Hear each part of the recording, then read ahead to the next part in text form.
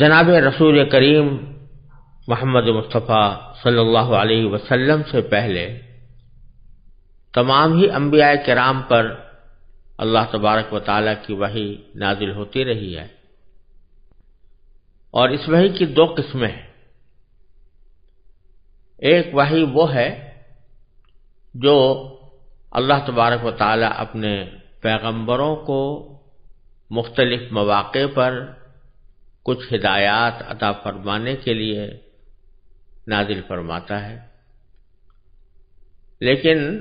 وہ وحی کسی کتاب کی صورت میں محفوظ نہیں ہوتی، بلکہ وہ پیغمبر پر نازل کر دی جاتی ہے اور پھر وہ پیغمبر اس کے مضمون کو اپنی امت تک پہنچاتا ہے۔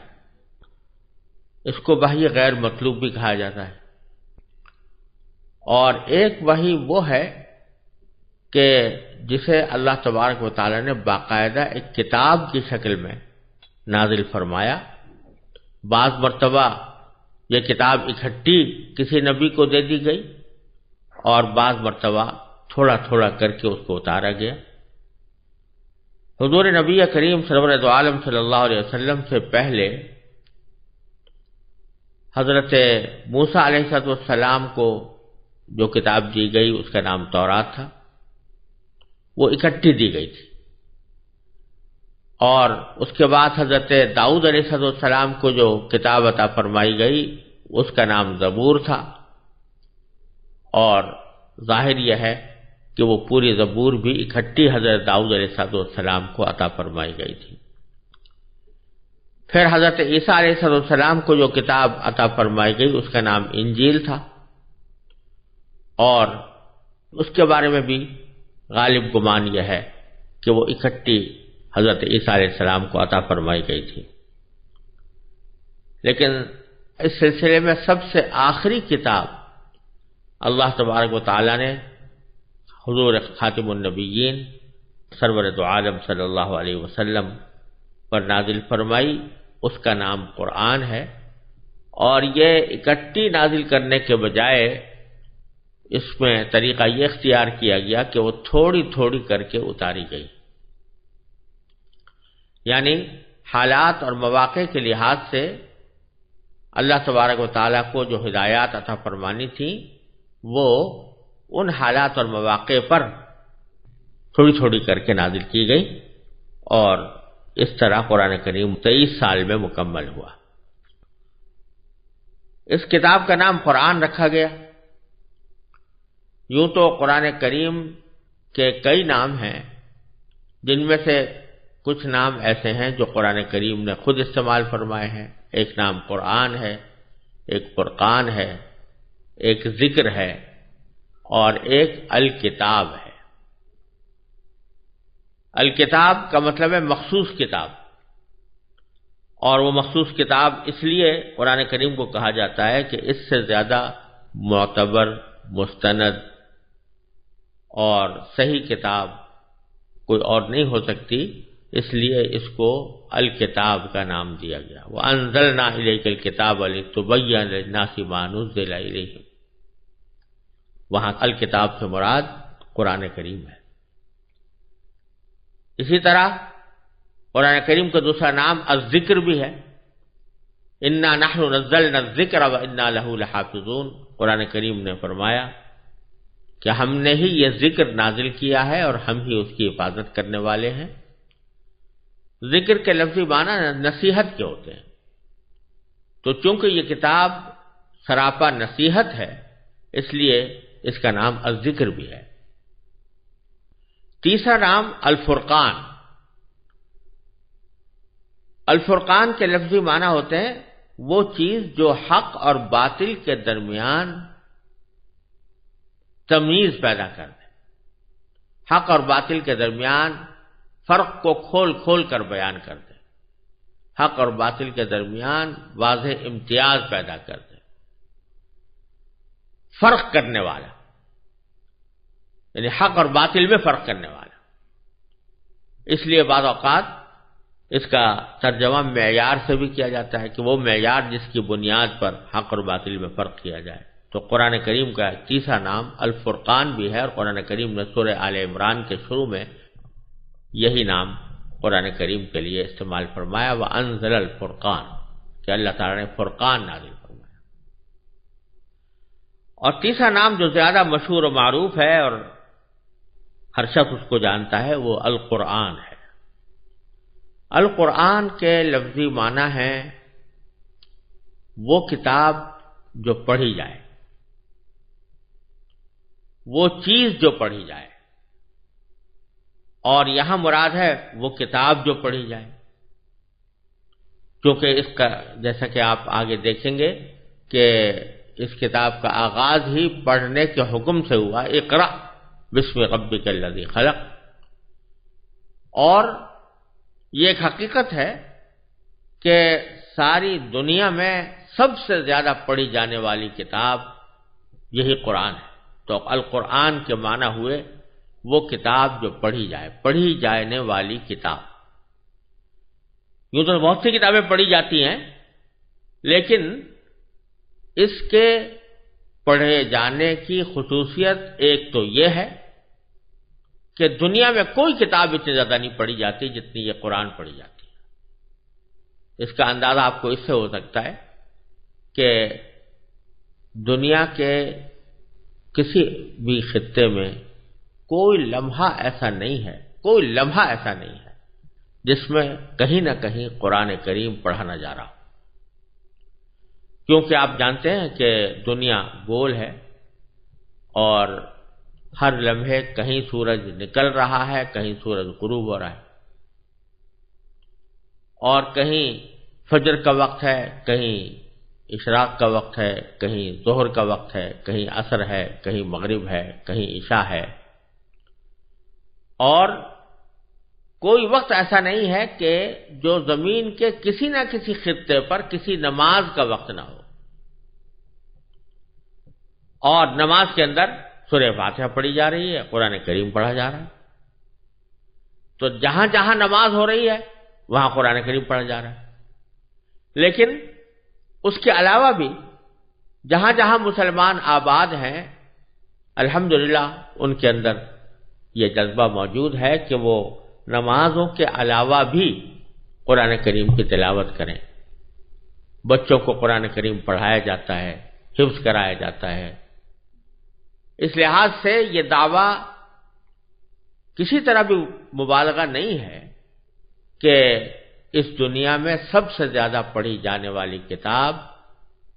قرآن کریم ہے، اور یہ اللہ تبارک و تعالی نے ایک قرآن کریم کی خصوصیت جس کو معجزہ بھی کہا جا سکتا ہے یہ رکھی ہے کہ کافر لوگ تو جب قرآن کریم نازل ہوتا تھا تو یہ کہتے کہ لا تسمعوا لهذا القرآن والغوا فیہ، ایک دوسرے سے کہتے ہیں بھئی قرآن کو نہ سنو اور کچھ شور شغب مچا دیا کرو جب قرآن پڑھا جائے تاکہ لوگ اس کو سن نہ سکیں، سمجھ نہ سکیں۔ اللہ تبارک و تعالیٰ نے ان کے جواب میں قرآن کو ایسی کتاب بنا دیا کہ جو ساری دنیا میں پڑھی جا رہی ہے اور سب سے زیادہ پڑھی جانے والی کتاب ہے، اس لحاظ سے اس کا نام القرآن ہے۔ اور اس کے ادب کی خاطر،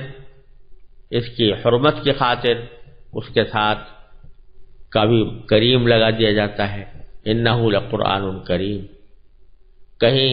مجید لگا جاتا ہے، قرآن مجید کہا جاتا ہے۔ ہم اردو میں بولتے ہوئے قرآن پاک بھی کہہ دیتے ہیں، تو یہ ضرور کہنا چاہیے تاکہ اس کی عظمت کا احساس ہو، لیکن نام قرآن کا القرآن ہے۔ یہ قرآن جیسا میں نے پہلے عرض کیا 23 سال کی مدت میں نبی کریم سرور عالم صلی اللہ علیہ وسلم کے اوپر وقتاً فوقتاً نازل ہوا۔ کس طرح نازل ہوا اس کی کچھ تفصیل حضرت عائشہ صدیقہ رضی اللہ تعالی عنہا نے ایک حدیث میں بیان فرمائی ہے، اور اس حدیث میں حضور نبی کریم سرور عالم صلی اللہ علیہ وسلم پر نازل ہونے والی وحی کی مختلف صورتیں بیان فرمائی گئی ہیں، جس میں وہ وحی بھی داخل ہے جو قرآن کا حصہ بنی، اور وہ وحی بھی داخل ہے جو قرآن کا حصہ نہیں بنی۔ دونوں کے سلسلے میں حضرت حارث ابن ہشام رضی اللہ تعالی عنہ نے حضرت صلی اللہ علیہ وسلم سے پوچھا کہ آپ پر وحی کس طرح آتی ہے؟ تو حضرت عائشہ صدیقہ رضی اللہ تعالیٰ فرماتی ہیں کہ حضرت حارث ابن ہشام کے اس سوال کے جواب میں نبی کریم سرور دو عالم صلی اللہ علیہ وسلم نے ارشاد فرمایا کہ کبھی تو مجھے گھنٹی کسی آواز سنائی دیتی ہے، اور وحی کی یہ صورت یعنی گھنٹیوں کسی آواز آنا یہ میرے لیے سب سے زیادہ سخت ہوتی ہے۔ پھر جب یہ سلسلہ ختم ہوتا ہے تو جو کچھ اس آواز نے کہا ہوتا ہے مجھے یاد ہو چکا ہوتا ہے، اور کبھی کوئی فرشتہ میرے سامنے ایک مرد کی صورت میں آ جاتا ہے۔ تو یہاں دو صورتیں بیان فرمائی، ایک یہ کہ گھنٹیوں کسی آواز آتی ہے، اور دوسری یہ کہ فرشتہ کسی انسان کی شکل میں آ کر وہ پیغام پہنچاتا ہے۔ جہاں تک پہلی صورت کا تعلق ہے کہ اس کو جو گھنٹیوں کی آواز سے نبی کریم سرور دو عالم صلی اللہ علیہ وسلم نے تشبیہ دی ہے، اس کا مطلب حضرت شیخ محی الدین ابن عربی رحمۃ اللہ علیہ نے یہ بیان کیا ہے کہ گھنٹی کی آواز کے ساتھ وحی کی مشابہت دو طریقے سے ہے۔ ایک تو یہ کہ جب گھنٹی بجتی ہے تو عموماً وہ مسلسل ہوتی ہے، بیچ میں ٹوٹتی نہیں، اور دوسرے گھنٹی جب مسلسل بجتی ہے تو عموماً سننے والوں کو اس کی آواز کی سمت متعین کرنا مشکل ہوتا ہے کہ یہ کس طرف سے آ رہی، کیونکہ اس کی آواز ہر طرف سے ہر جہت سے آتی ہوئی محسوس ہوتی ہے۔ اور اللہ جل جلالہ کے کلام کی بھی یہ خصوصیت ہے کہ اس کی کوئی ایک سمت نہیں ہوتی، بلکہ وہ ہر جہت سے آواز سنائی دیتی ہے۔ اس کیفیت کا صحیح ادراک تو بغیر مشاہدے کے ممکن نہیں، لیکن اس بات کو عام ذہنوں سے قریب تر کرنے کے لیے نبی کریم سرور دو عالم صلی اللہ علیہ وسلم نے اسے گھنٹیوں کی آواز سے تشبیہ دی ہے۔ جب اس طریقے پر آپ کے اوپر وحی نازل ہوتی تو آپ پر بہت زیادہ بوجھ پڑتا تھا۔ حضرت عائشہ صدیقہ رضی اللہ تعالیٰ عنہ اسی حدیث کے آخر میں فرماتی ہیں کہ میں نے سخت جاڑوں کے دن میں آپ پر وحی نازل ہوتے ہوئے دیکھی ہے، ایسی سردی میں بھی جب وحی کا سلسلہ ختم ہوتا تو آپ کی مبارک پیشانی پسینے سے شرابور ہو چکی ہوتی تھی۔ اور ایک روایت میں حضرت عائشہ رضی اللہ تعالی عنہا بیان فرماتی ہیں کہ جب آپ پر وحی نازل ہوتی تو آپ کا سانس رکنے لگتا، چہرہ انور متغیر ہو کر کھجور کی شاخ کی طرح زرد پڑ جاتا، سامنے کے دانت سردی سے کپکپانے لگتے، اور آپ کو اتنا پسینہ آتا کہ اس کے قطرے موتیوں کی طرح ڈھلکتے ہوئے محسوس ہوتے تھے۔ وحی کی اس کیفیت میں بعض اوقات اتنی شدت پیدا ہو جاتی تھی کہ آپ جس جانور پر اس وقت سوار ہوتے وہ آپ کے بوجھ سے دب کر بیٹھ جاتا، اور ایک مرتبہ آپ نے اپنا سر مبارک حضرت زید بن ثابت رضی اللہ تعالی عنہ کے زانوں پر رکھا ہوا تھا۔ اسی حالت میں وحی نازل ہونی شروع ہوئی تو حضرت زید کی ران پر اتنا بوجھ پڑا کہ وہ کہتے ہیں مجھے ایسا لگتا تھا کہ ران ٹوٹ جائے گی۔ بعض اوقات اس وحی کی ہلکی ہلکی آواز دوسروں کو بھی محسوس ہوتی تھی۔ حضرت عمر رضی اللہ تعالی عنہ فرماتے ہیں کہ جب آپ پر وحی نازل ہوتی